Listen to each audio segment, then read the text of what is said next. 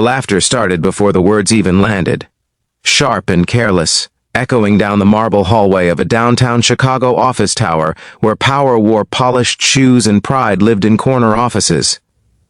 A single sentence, thrown like a joke by people who had never known hunger, drifted through the air and stuck to one man's back like a stain. They mocked the idea that a janitor's paycheck could belong to anyone else, especially a man scrubbing floors long after midnight.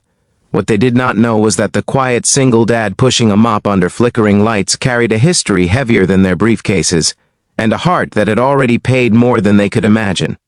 Before the story pulls you deeper, take a moment right now to like this video, share it with someone who believes in kindness, comment your thoughts, and subscribe to the channel if you believe in second chances and quiet courage still matter in this world. His name was Matthew Brooks, and every night after the office is emptied, he moved through the building like a shadow, cleaning up the messes left by people who never noticed him. He was 39, with tired eyes that had learned to smile anyway, and hands roughened by years of honest work. He was a single father to a 7-year-old boy named Caleb, a child with bright eyes and a fragile chest that wheezed when the seasons changed. Matthew's wife, Hannah, had passed away 4 years earlier after a sudden illness that drained their savings and left him with grief that settled into his bones. Since then, every decision he made began and ended with Caleb. The early mornings, the late nights, the double shifts, all of it was for that boy asleep at home with a library book clutched to his chest. The building Matthew cleaned belonged to a tech consulting firm that prided itself on innovation and success. People like Richard Holloway, a senior executive with an easy grin and a loud voice, often lingered late, discussing deals that could change markets. To them, money was an abstraction, a number on a screen. To Matthew, money was inhalers, school lunches, and the thin line between stability and chaos. One night, while Matthew was wiping fingerprints from a glass conference table, a group of executives passed by, laughing about bonuses and stock options. Someone joked about how even a janitor's salary could be claimed if someone really wanted it, mocking the idea that such earnings mattered. Their laughter bounced off the walls, and Matthew kept his head down, his jaw tight, pretending the words slid right past him. What none of them saw was the envelope tucked carefully inside Matthew's worn jacket. It held a cashier's check made out to the hospital foundation across town. For months, Matthew had been setting aside part of his paycheck, skipping meals, walking miles to save on bus fare, all to help fund a new pediatric respiratory wing. His son had spent too many nights under fluorescent lights, listening to machines breathe for him. Matthew had promised himself that if he ever got ahead, even just a little, he would make sure other parents did not have to choose between rent and medicine. The idea that his salary was insignificant had never crossed his mind. To him, it was sacred. The challenges in Matthew's life were relentless and ordinary, which made them heavier. There were mornings when Caleb's cough was so bad that Matthew had to choose between missing work or risking his job. There were evenings when the refrigerator hummed louder than the silence inside it, nearly empty except for milk and leftovers. There were school meetings where Matthew sat alone in tiny chairs, listening to teachers talk about potential and opportunity, wondering how he would ever afford summer programs or braces. Yet he showed up every day, uniform pressed, boots clean, dignity intact. He believed that work done with care had value, no matter who noticed. Change came slowly, almost invisibly, the way dawn creeps up on a sleepless night.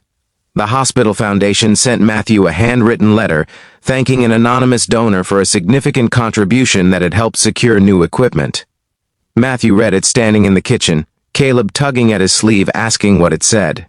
He folded the letter and smiled, telling his son it was just a thank you note. Around the same time, a facilities manager named Susan Miller began to notice the extra care Matthew took. She saw how he stayed late to polish scuffed floors before big client meetings, how he fixed a broken door without being asked, how he spoke kindly to everyone, from interns to security guards. Susan mentioned him in a meeting, her words carrying weight. Then one evening, everything collided. A charity gala was being hosted in the building's main atrium, raising funds for local hospitals. Matthew was assigned to clean discreetly around the edges while donors mingled under soft lights. He recognized the hospital's logo instantly, his heart pounding. As speeches echoed through the space, A representative from the foundation spoke about an unexpected donation from a maintenance worker whose contribution symbolized the true spirit of giving. The room fell into a hush. Heads turned. Matthew froze, mop in hand, heat rushing to his face. He had never wanted recognition. He had only wanted to help. The executives who had laughed weeks earlier stood stunned, their expressions shifting from confusion to something quieter and more uncomfortable.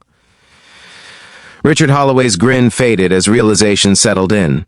The idea that the man they had dismissed had given away part of his modest income shook the room. In that moment, Matthew was no longer invisible.